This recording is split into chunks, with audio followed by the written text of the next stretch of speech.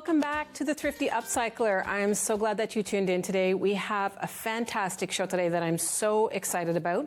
Today we have Britta Evans from Low Poly Crafts that's going to be here showing us how to get a craft on. I'm going to be showing you how to do a really easy DIY. And I'm also going to take you on a little trip to one of my most favorite places. So today what we're going to be talking about is all about how to entertain on a budget. Now, we all love to be able to entertain. It's a really great way to connect with people, to gather, and to create really great memories with our loved ones and friends.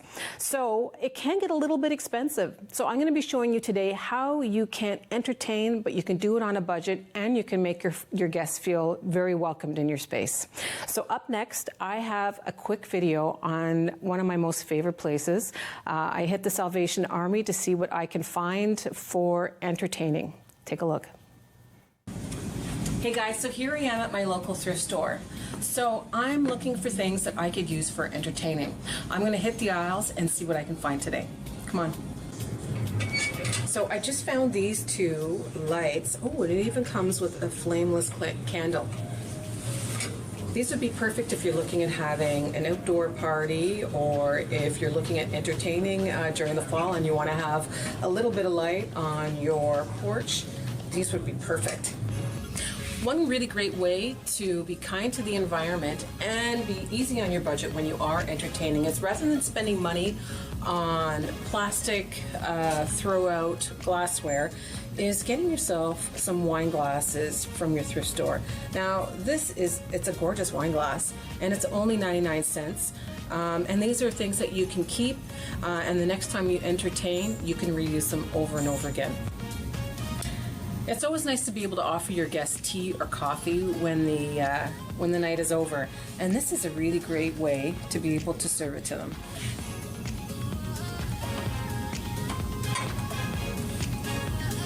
So another way to really up your entertaining game is to get rid of the plastics and get yourself some really gorgeous glassware from your local thrift store. This is only $3.99, and this would be a beautiful way to display some food on your table for your guests.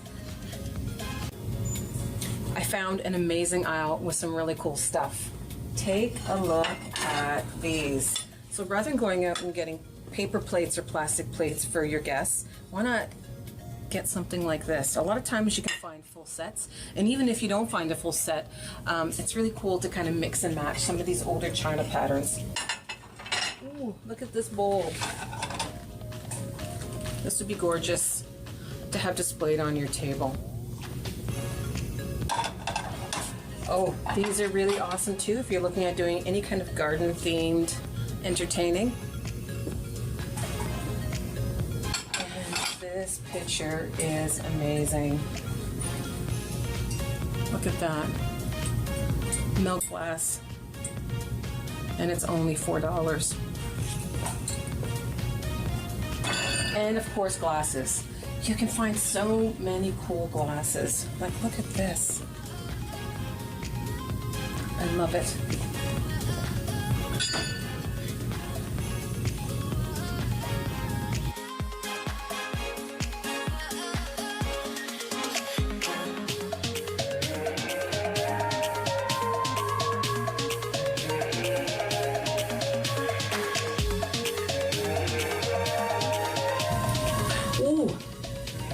Okay, one of the great things about coming to your local thrift store is you never know what you're going to find. So I just found these really cool little acorn garland. So if you're looking at doing any fall entertaining, this would be a really great piece of decor to have. Another great place to check out is the textile aisle, and I love coming in here because if you are going to be entertaining, sometimes you can find some really great fabric to be able to use as a tablecloth. This, for example, would be gorgeous to have if you're looking at entertaining in the spring. Sometimes you can find really cool throws like this. Even something like this would be really gorgeous on a table, and it's only $10.99. Look at these cute little plates. These would be perfect for entertaining. So when you are looking at entertaining, a really great tip is to hit your local thrift store first. You can find some really gorgeous plates and some stemware, which will be really easy on the budget. You can save money, and then you can get a really fabulous bottle of wine or some great cheese for your guests. It's another great way to be environmentally friendly, and we're not throwing stuff out into the landfill, but we're actually going to be reusing these for quite some time. Thanks so much for coming. Okay, could you see how much fun I was having? I have to tell you, I love being able to thrift. It's so much fun being able to go in there, looking for things, and being able to find such cool, vintagey pieces that you could use when you entertain. So whenever I look at having people coming over, if I need some things before I hit anywhere else, I always take a trip up to the Salvation Army, which luckily is so close to me, and I'll go and I'll take a look to see what I can find. And then from that point on, I go and I end up getting what else I need at other stores. But I'm just going to quickly go over some of these things again because I was in love with them. So this little teapot, I think, is just the most gorgeous piece. And it would be fantastic to be able to serve people stuff. The other thing that I really love, and I didn't talk too much about this, are these plates. Now, I remember these when I was a kid, and I think everyone's grandma probably has these. But glassware on a table that just has a little bit of a modern edge to it, this is just a really beautiful contrast. So having some fruit or desserts or whatever it is that you're going to be serving, I think would be awesome. I'm all about green these days, and when I saw these bowls, I just fell in love with them. They're textured. I love the different tones of green, but these would be perfect if you were looking at, these would be really perfect if you were looking at entertaining during the spring. The other thing I really wanted to show you again is this milk glass pitcher. Now, this can pretty much be used any time of the year, but this would be beautiful if you're doing something in the spring, having some really gorgeous lemonade in it, or having some water with a little bit of lime would be a really great way to be able to serve your guests. The other thing is, again, going back to these, just another cute little thing to have, little chocolates or something to be able to serve for your guests would be a lot of fun. But again, these are all things that I found at the thrift store. It's a fantastic place to be able to search for what you need before you head off to any of the other stores to buy your groceries and stuff like that. So again, make sure to hit your local thrift store. I found some amazing stuff. And once we come back from the break, I'm going to be showing you a really easy DIY to get your thrift game on. Stay tuned.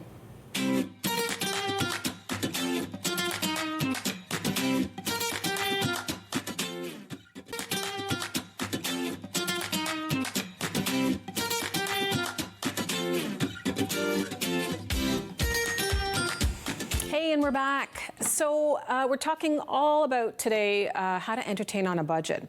And another tip that I use quite often whenever I look at entertaining is that if I'm having a hard time trying to figure out either a theme for my table setting, or if I'm not sure of what particular color scheme I want, a really great tip is to head to Pinterest. By going to Pinterest, it can give you a bit of an idea and give you some visualization of what colors to choose. So what I did is I hit Pinterest, and like I mentioned before, one of the things I'm really in love with right now is everything about blushes and greens. I love those color combinations together. So I took a few pictures and I hit my local thrift store to check out to see what I can find. And these are a couple of things. So I had a Pinterest picture and I went up, and this is what I had to find at the thrift store. So these plates are gorgeous. It's right in the color scheme that I was looking for. And the next picture are some green glasses, which is perfect with my whole theme. And another tip, which is really, really helpful, and what I did here, you'll see on the bigger shot shortly, is what I like to do when I'm looking at doing table settings, there's always seems to be a table at a thrift store. So what I did is I put it all out, I displayed it all, just so I can get a better idea and visualize of how it actually would look. And you can see I found blush napkins, I found that cool little glass star-shaped piece, and a really gorgeous blush vase. So all these things together kind of helped me visualize and worked out for my entertaining. So it's another really, really great way that you can help yourself get some visualization and make sure that you create a beautiful table. So one of the other things when you are looking at entertaining is that you really want to make sure, and it always seems to happen, that you may not have enough chairs. So instead of going and pulling out the lawn chairs or the patio chairs, why not hit your local thrift store and get a little bit thrifty and find some chairs. So this chair here is a chair that I happened to find at a local thrift store. And I have some pictures of some before and afters of some tables and chairs, just to kind of give you an idea of how you can transform them. Oh, that's fine. That's a picture of that favorite glass, and I'm happy to see it again because it's so pretty. So this is a really cute table that I found. It's actually a Gibber table, which back in the day was pretty fantastic, very well made. I found it at a garage sale, and it looked kind of tired and ugly, and I painted it in a really beautiful color. So having an extra table for people to put their drinks is going to avoid any awkward moments that you may end up having. The next picture, this is another table. Again, this table looked really sad. It was in a really horrific color too. But painting it in a really bright, friendly orange, because it's such a small piece, really, really works. And again, another perfect spot. The next two pictures that we have coming up are some before and afters of chair. So this chair here, this is a perfect example of something that you'll find when you thrift. So if you take a look at it, it looks very tired. The seat does not look comfortable at all. But after I repainted it in a really fun, bright color, put some fantastic fabric on it that just makes it much more modern, it really changes the whole look. So it's comfy for people to sit on. You didn't spend a fortune on it. And plus you painted something and you had a chance to get creative, which I think is fantastic. The next chair that I have coming up, this is kind of your standard mid-century chair. It looks pretty tired and maybe something that you'd find in a doctor's office. But I changed it up. I found some really great fabric, painted it in a really bright white color, and you can see it becomes a showstopper in the room, and your guests would be fighting over to probably sit in something like this. So again, when we are looking at entertaining, it's a really great way to be able to have places for people to sit. So what I'm going to show you here is a really easy DIY. So painting a chair is actually quite easy. So there's a few steps that you want to take before you do start painting it. You always want to make sure that you are using TSP, especially on chairs, because they do get, and I just got to turn this guy on here, because they do end up getting a little bit dirty.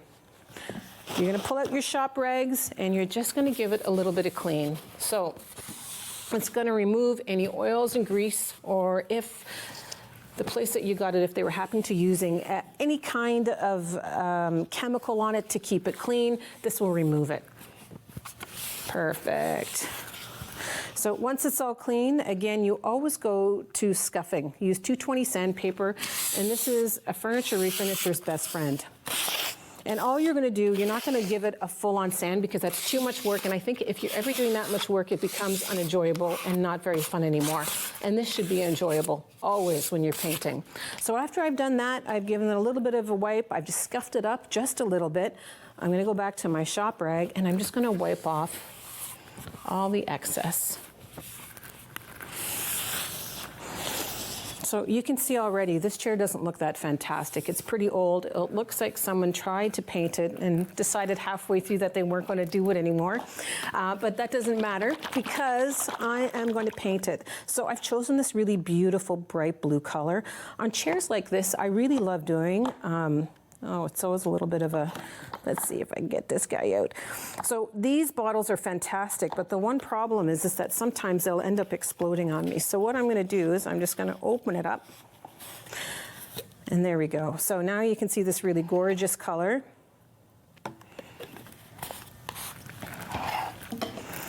And paintbrush. So I'm going to dip my brush into the paint. You can see that I'm using a round brush. Now the reason why I love using round brushes, especially on things like chairs, is that it gets right into all the little bits and it hugs all the sides, so I don't get any of the little drips anywhere. But you can see how much already that is changing. Look at that color, isn't it beautiful? And because this chair has a little bit of a French flair to it, I think this blue is going to work perfectly on it. So again, this is something that you could do the evening before or during the day, even before you look at entertaining. And for myself, whenever I paint, I find it very therapeutic. It's a time when I can just relax and create something really beautiful. And I always tell people that when you're painting, if you're finding it stressful, then you're definitely doing something wrong. It should not be stressful. So there we go. You can see already how fantastic this is looking. Just this gorgeous bright color. The other thing about this paint too that I'm using is that in case I do make any mistakes, it's not the end of the world. I can just go back and sand it a little bit when it dries to remove any brushes or brush strokes. And if I get any little bits in it, I can do the same thing. All right, so I'm going to keep working on this gorgeous chair. And we're going to take a break shortly, and when we come back, we're going to be talking to Britta Evans, who is from Low Poly Crafts and has some really amazing crafts that I'm so excited about to try out. Stay tuned.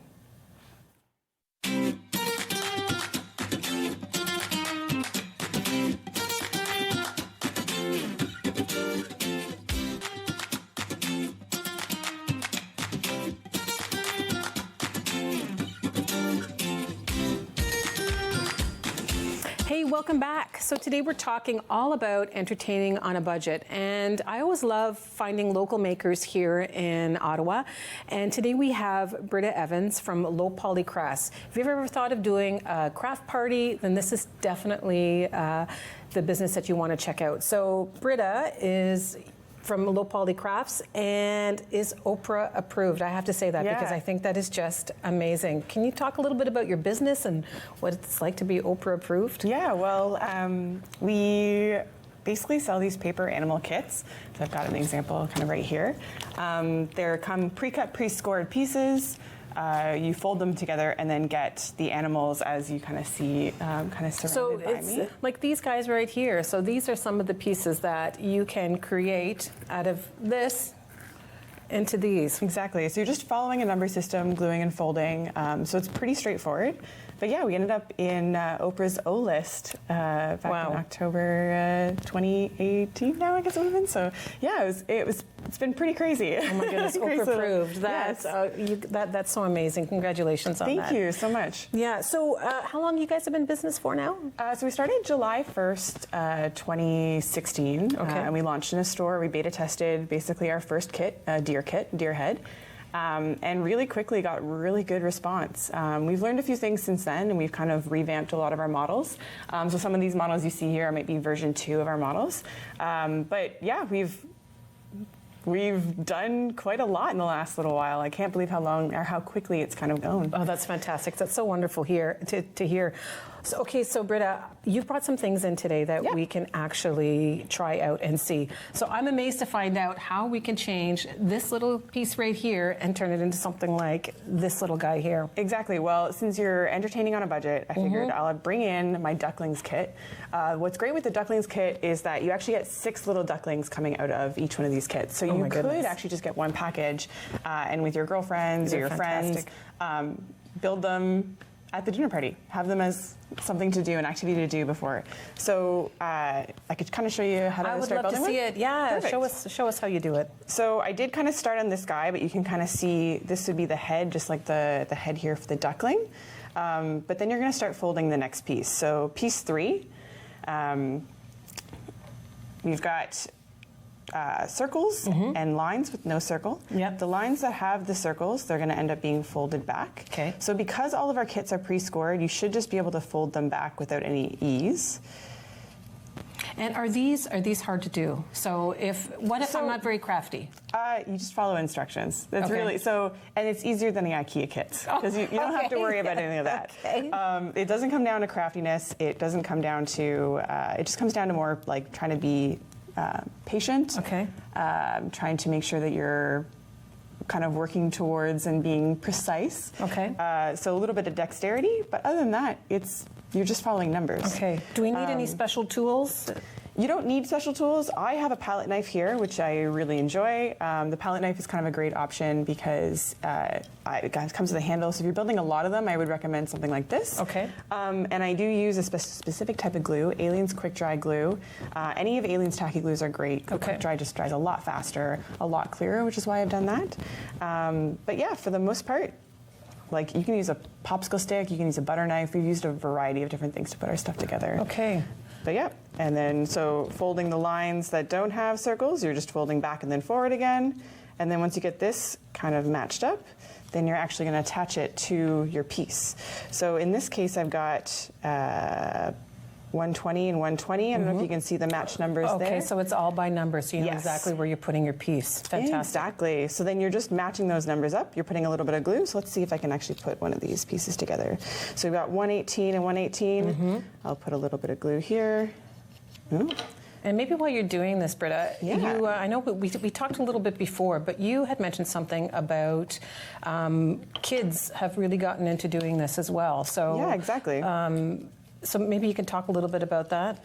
Well, so one piece of feedback we've often received from parents is that they're really surprised to see that their kids are doing something other than being on the computer. Oh, yes. Okay. We've had a woman from Toronto came in with an autistic son, who's a 9-year-old son, and they were just trying to figure out a way to communicate, and they ended up finding that through Low Poly Crafts by building a kit together. They were taking it very slow and little by little putting pieces together, but having that conversation like, oh, how was your day? What did you do today? Things like that. So it's a really good way to be able to connect with your kids then and get them off of technology, get them off their phones, get them off the Xbox, whatever. Yeah. So that's amazing. So age range wise, we usually say 7 to 12 is a bit of a gray zone where it depends on the dexterity of the child, but also the patience of the child.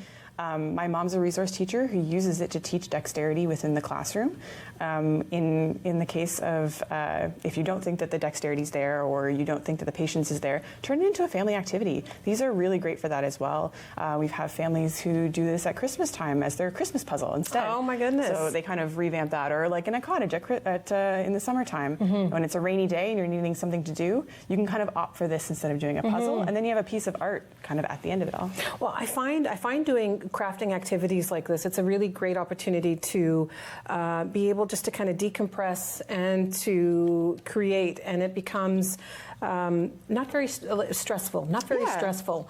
And I know that you've mentioned that you have also have had some of your kits working with people struggling with various issues. Yeah, so we partnered with a mental health nurse here in Ottawa who does use it as a form of therapy. But we also had a gentleman reach out to us who he had a form of OCD where he was picking at his hands and he needed some sort of activity usually to do with his hands. So we often found that video games was that activity because he was by a controller, but he didn't want to always be by a screen. So he ended up finding Low Poly Crafts, building all these kits, and now he's got an activity to do that's not by the screen, that's something fun.